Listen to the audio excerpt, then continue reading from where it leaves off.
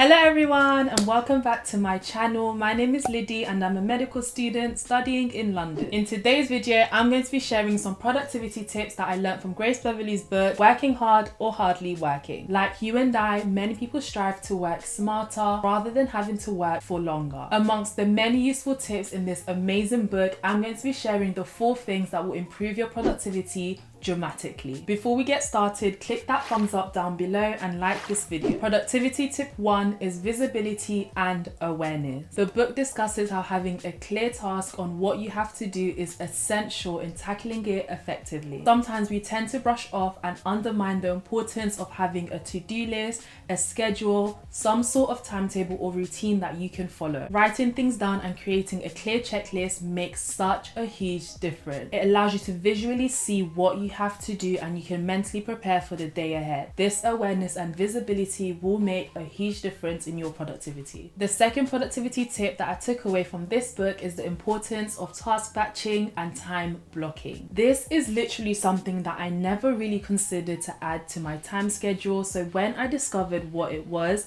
I could literally hear angels singing.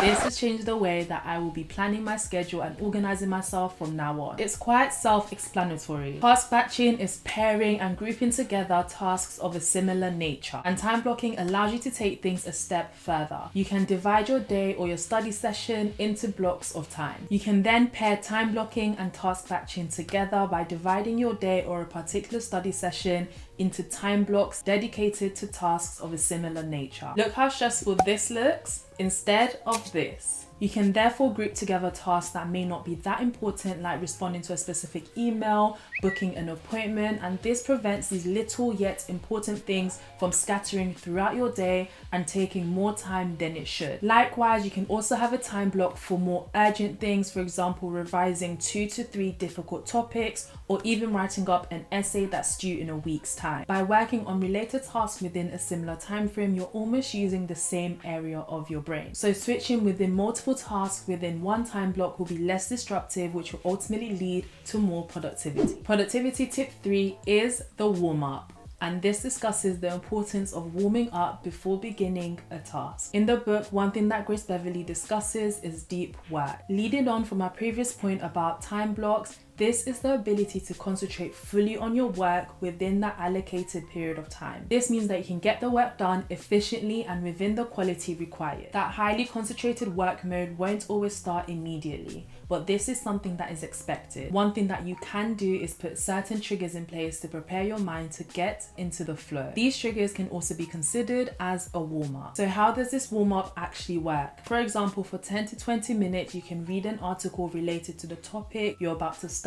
You could watch a short YouTube video. This usually helps with getting you into the flow of things and being fully concentrated when it's truly time to start work. There are definitely lots of different and creative ways that you can alter this warm-up. If you have any ideas, then definitely comment it down below and let me know. So guys, if you're enjoying this video so far, make sure that you click that red button down below and subscribe to my channel. Productivity tip 4 and our last tip for today's video is to invite joy where you can. Make your tasks fun. One thing I was able to take away from this book was the fact that studying or completing other tasks that require your productivity does not have to be met with defeatist or a negative mentality. If you're a student like me, then we have to spend so much of our lives studying, submitting work, writing up notes. If we're going to spend so much of our time doing this, why does it have to be something that we dread so intensely? The book mentions something so powerful, which is whatever you do, you deserve to find joy in your tasks and in your productivity. Have you ever had a time where you're completing your work or completing a task and you really got into it?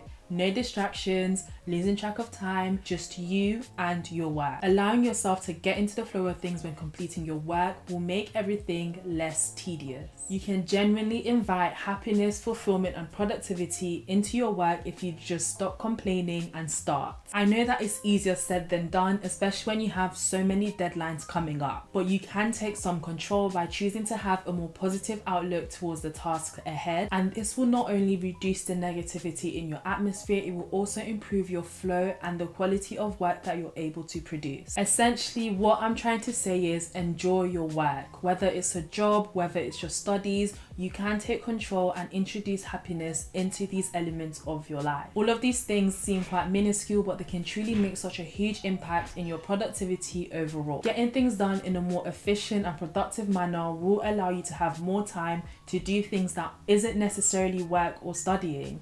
This is a win-win situation. I really hope that you enjoyed today's video and my 4 tips on productivity based on this amazing book. Thank you so much for watching. Subscribe to Journey to Med to see more content like this, and I'll be sure to see you for a new video next time.